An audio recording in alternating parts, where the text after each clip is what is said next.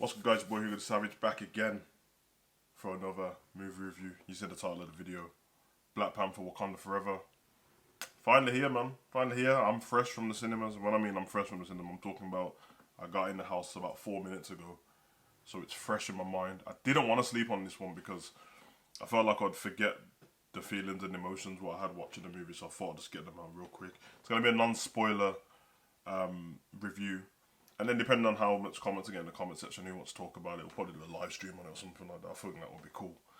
But yeah, let's address the elephant in the room. I mean, there's no elephant. I hate that saying. I don't even know why people say it, but it's Wakanda Forever. It's the first Black Panther movie since the passing of Chadwick, who passed away in 2020, and who was the Black Panther, the main character of the whole movie. This movie pretty much takes on. It's about grief. This whole movie, like I can't even. There's no bones about it. It's not even a spoiler. It's just from the trailers what you get. I'll tell you one thing. There's a lot more things in the movie than you see in the trailer, which is a great thing. Because I was worried that they're going to give away too much. They didn't, so you don't have to worry about anything to do with that. But it felt like it was a movie about grief and overcoming grief and moving on, and how to move forward and how to navigate through life dealing with grief while you've got this other thing to deal with now. Queen Ramonda in this she's so powerful. Angela Bassett in this gives an incredible performance as the Queen of Wakanda. It feels real to me. This is the best compliment I can give this movie. It didn't feel like people were acting. There's a few things in terms of action sequences or superpowers or whatever, which takes you away from the fact that it's not real. But apart from that, everything feels real. And obviously, with the grief, it felt like each character who was grieving over the passing of the Black Panther of T'Challa in the movie really was taking the emotion of the passing of Chadwick. And I don't mean they used that. I think they couldn't help it. And I get it, because watching the movie, it's very hard to watch the movie and think that the Black Panthers died. Because I was watching it thinking Chadwick Boseman's died. When I see his face on the paintings and stuff, it's Chadwick Boseman I'm thinking of. And then I remember, oh yeah, it's the Black Panther, he's dead. So they did a great job of leaning into the story about where T'Challa, stop calling that, but where T'Challa went, how he passed on. I thought they'd done that pretty beautiful, to be honest. It was very respectful. It was very emotional, but you weren't going to be able to get away from that. I think it's one of the moments where you might not be able to please anyone, because someone's going to feel different about it. But I think they've done it great. And I feel like we know from African culture anyway that a lot more African people will, the passing of somebody, they go for a celebration process where it's dancing and music and stuff instead of dark, dreary colours, so it was all white. I thought it was dope. And I'll be honest, it felt like the movie helped not just them who were friends of Chadwick, but it felt like the fans as well. It felt like the fans got a chance to. It's weird, isn't it? But not say goodbye, but almost. Yeah, we won't, because we're not going to see another movie with Chadwick Boseman in it from this point on. Like after that, the last movie that he made, what he got the award for, I don't think there's anything more recorded. So that is the last. Namor's obviously the villain in this movie. The reason for him being a villain is granted, but at the same time, he's got a bit of Killmonger about him where you can understand where he's coming from, but not right now. It's almost like if this was a different movie or you was pissed off with somebody else, we could root for you because we understand why you're mad, but not with the Wakandans, not while they're going through this grief. And obviously you've got the regular government trying to steal vibranium from people, which is just a natural thing. Letitia Wright in this, arguably you'd say that she's the main character. I feel like they've done a good job of spreading out the roles between this, because there was no Chadwick, but she's the Black Panther. And I have to say, and I don't really care what anyone says on their own reviews and stuff like that, I liked her as the Black Panther. I thought she was dope. I thought she offered something different. She was so good in the battle she had with herself. She was angry at the world that T'Challa had gone, that he had passed away. And she's toying with the thing that in Wakanda they always want her to be noble and to do all of these different things, but she's just angry that her brother's dead. That's all she cares about. And I thought she was great in this role. She was great as the Black Panther. She was great as Shuri. I thought the dynamic between her and Ironheart in this, Riri Williams, I thought it was great. It felt like it was her little sister. That's what it felt like. You've lost your big brother, and within that grief, I've met somebody who now feels like it's my little sister, and that's what it felt like to me. And I thought it was dope. There was when you watch the movie, you'll realize there's a dynamic between her, Okoye, and Riri Williams throughout the mid part of the movie. It's real fun. Okoye, obviously, she's incredible. She's always incredible. I have nothing but great things to say about her ever. Anyways, I think she's incredible. Along with M'Baku, of course. He gives you the comedy in the movie, but still the badassery. Mertha! Ho, ho, ho, Mertha! You already know the vibes. When you watch it and you come back to speak to me about it, you're going to find that there's a few things there's some few one-liners in this movie. There's one in particular I'm thinking of that it had me finished in like the scene in the past and I'm still laughing. I think he's dope. And I always, when I watch Black Panther and watch him, I always forget that he's not African. He really sells it to me that, yo, in my head, this is the Don of the Jabari tribe and this is how he is all the time, man. I love it, man. Negatives of the movie. At the moment, I don't have much. You could, I like it's. There was a lot of action in the movie, but I feel like some things didn't last as long.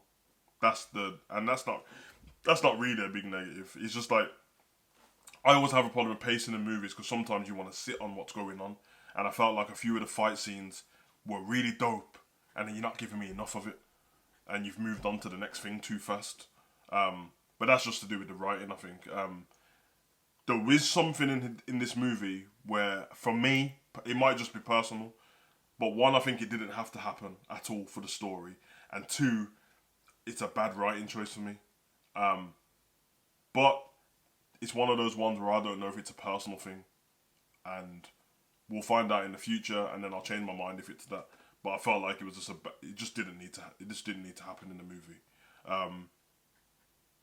There is it's technically not a post-credit scene, is it? It's a mid-credit scene. There is a mid-credit scene.